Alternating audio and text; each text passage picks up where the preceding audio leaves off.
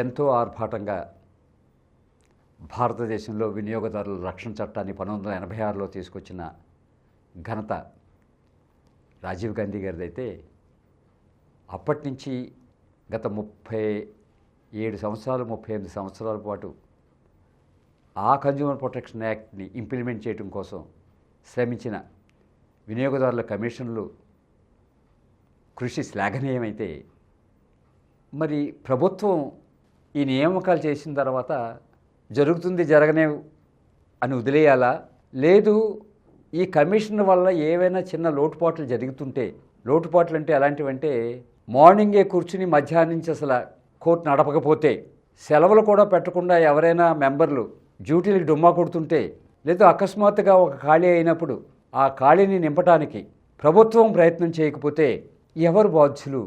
ఇవన్నీ బాగానే ఉన్నాయి. ఈరోజు కన్స్యూమర్ కమిషన్స్ జాగ్రత్తగా ఈ కేసుల పరిష్కారాన్ని సత్వరం ముగించగలిగే ఒక వ్యవస్థని మనం ఆలోచించాల్సిన అవసరం ఉంది అని చెప్పదలుచుకుని ఈ ఎపిసోడ్ని తయారు చేయడం జరిగింది. ఉదాహరణకు తెలంగాణ రాష్ట్రంలోనూ ఆంధ్రప్రదేశ్ రాష్ట్రంలోనూ రాష్ట్ర కమిషన్ అధ్యక్షులు, రెగ్యులర్గా ఉండే అధ్యక్షులు అంటే గవర్నమెంట్ అపాయింట్ చేసిన అధ్యక్షులు చాలా నెలల నుంచి లేకపోవటం అనేది కొంచెం బాధాకరమైన విషయమే. అది ఈ లోపం ఎవరిది? ఇప్పుడు లోపాలు ఎంచడం కాదు మన ఉద్దేశం. అక్కడ ఒక ప్రెసిడెంట్ ఉండాలి, కానీ గత కొన్ని నెలలుగా ఇన్ఛార్జ్ పేషెంట్ల మీదే జరుగుతోంది. ఎందుకలా? ప్రభుత్వం నోటిఫికేషన్ ఇవ్వడంలో అలసత్వమా? ప్రభుత్వం దాని యొక్క ప్రాముఖ్యతని గమనించలేదా? లేదు ఎవరో ఒక ఇన్ఛార్జ్ పేషెంట్ ఉన్నారు కాబట్టి ఆయన మేనేజ్ చేస్తారు అనే అలసత్వమా? కారణం ఏదైనా కావచ్చు. రాష్ట్ర కమిషను ఫంక్షనల్గా ఉంటేనే అక్కడ, ఎందుకంటే డిస్ట్రిక్ట్ కమిషన్లో కేవలము డైరెక్ట్ కంప్లైంట్సే వస్తాయి తప్పించి ఎపీల్స్ అంటూ ఉండవు. ఈ నెల 20 కంప్లైంట్స్ వస్తే 20 కంప్లైంట్స్ని వాళ్ళు డిస్పోజ్ చేసేయడానికి అవకాశం ఉంది.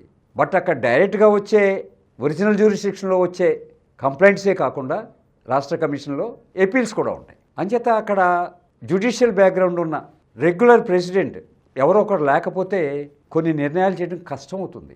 ఈ విషయం ప్రభుత్వం చాలా జాగ్రత్తగా ఆలోచించాలి. నోటిఫికేషన్ ఇవ్వడంలో ఎందుకు లేట్ అవ్వాలి? 6 నెలల ముందే నోటిఫై చేయమంటున్నారు కదా. కన్జ్యూమర్ ప్రొటెక్షన్ యాక్ట్ ప్రకారం 6 నెలల ముందే నోటిఫై చేయాలి. నోటిఫికేషన్ ఇవ్వకపోతే ఏదో సుప్రీంకోర్టు ఆర్డర్ ఉంది, అది ఉంది, ఇది ఉంది, ఇప్పుడు నోటిఫికేషన్ వాళ్ళకి ఎగ్జామినేషన్ పెట్టాలా లేదా, హైకోర్టు జడ్జిలకి డిస్ట్రిక్ట్ జడ్జిలకి ఎగ్జామినేషన్ పెట్టడం ఏమిటి అని సుప్రీంకోర్టు ప్రశ్నించింది. ఇప్పుడు ఆ ప్యాటర్న్ డిసైడ్ అయితే తప్పించి మేము నోటిఫికేషన్ ఇవ్వడానికి కుదరదు అని ప్రభుత్వాలు అనుకుంటున్నాయి. నిర్ణయం చేయండి. మీ నిర్ణయం సరికాకపోతే పైకోర్టు ఆ నిర్ణయం సరికాదని చెప్తుంది. నిర్ణయం చేయకుండా మేము అలా చేయొచ్చా లేదా అంటే ఆ రకంగా ఆలోచిస్తే ఇక్కడ స్టేట్ కమిషన్లు కుంటు పడుతున్నాయి కదా. పెండింగ్ మీద పెండింగ్ వస్తుంది కదా. ఓ పక్కనేమో మనం ఏం చెప్తున్నాము, క్విక్ డిస్పోజల్ అంటున్నాము, శీఘ్రతర పరిష్కారము. అడ్జర్న్మెంట్స్ మీద అడ్జర్న్మెంట్స్ ఇచ్చేసుకుంటూ శీఘ్రతర పరిష్కారం ఎలా అవుతుంది? ఎక్కడో చోట ఖచ్చితమైన రూల్ ఉండాలి. రూల్స్ అంటూ పాటించారు. గవర్నమెంట్ ఆఫ్ ఇండియా తయారు చేశారు కన్జ్యూమర్ ప్రొటెక్షన్ రూల్స్. ఈ కన్జ్యూమర్ కంప్లైంట్స్ లాంటి వాటికి 5 అడ్జర్న్మెంట్స్ కంటే ఎక్కువ ఇవ్వడానికి అవకాశం లేదు. పెట్టండి రూలు. 6వ అడ్జర్న్మెంట్ కమిషన్ ఇవ్వబోతే పార్టీలే అడ్డుకుంటారు. వినకుండా జడ్జిమెంట్ చెప్పకూడదన్న మ్యాక్సిమం ఉండొచ్చు. చెప్పడానికి రాకపోతే వినటం ఎలా కుదురుతుంది? దేనికైనా ఒక లిమిటేషన్ ఉండాలి కదా. దయచేసి విజ్ఞులు, న్యాయమూర్తులు, న్యాయవాదులు, వినియోగదారుల సంఘాల వారు ఏదో చక్కటి పద్ధతిని ఏర్పాటు చేయించడానికి కృషి చేయండి. లేకపోతే కన్జ్యూమర్ ప్రొటెక్షన్ యాక్టు వినియోగదారులను రక్షించేస్తుందని మనం ఎంత ఆర్భాటంగా పలుకులు పలికినప్పటికీ కూడా ఈ రకమైన ఇబ్బందులు వినియోగదారులకు ఉంటాయి. 10 సంవత్సరాల తర్వాత తీర్పు వచ్చింది, 15 సంవత్సరాల తర్వాత తీర్పు వచ్చింది. అది ఒక కేసైనా సరే అక్కడ ఎక్కడ న్యాయం జరిగింది? ఎంచేత అంతకాలం ఎందుకుంది? ఏదైనా ఒక కేసు డాకెట్ మీద 50 అడ్జర్న్మెంట్స్ ఉన్నాయంటే దాని మీద ఏం యాక్షన్ తీసుకున్నారు? The administrative jurisdiction of higher courts ఏమైంది? ఇవన్నీ కూడా ప్రభుత్వం ఆలోచించాలి, సరైన నిర్ణయం చేయాలి.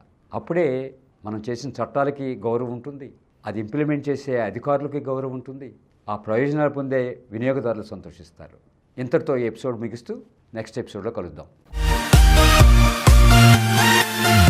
ఈ కార్యక్రమం మీకు ఎంతో నచ్చింది కదా. ఇటువంటి మరిన్ని వీడియోల కోసం అనతి కాలంలోనే 20 కోట్లకు పైగా వ్యూస్ సాధించిన సమరం ఛానల్ సమర్పించు సమరం వినియోగి ఛానల్కు సబ్స్క్రైబ్ చేయండి, లైక్ చేయండి, మీ ఫ్రెండ్స్కి షేర్ చేయండి. అలాగే ప్రక్కనున్న గంట సింబల్ని ప్రెస్ చేయడం మర్చిపోకండి.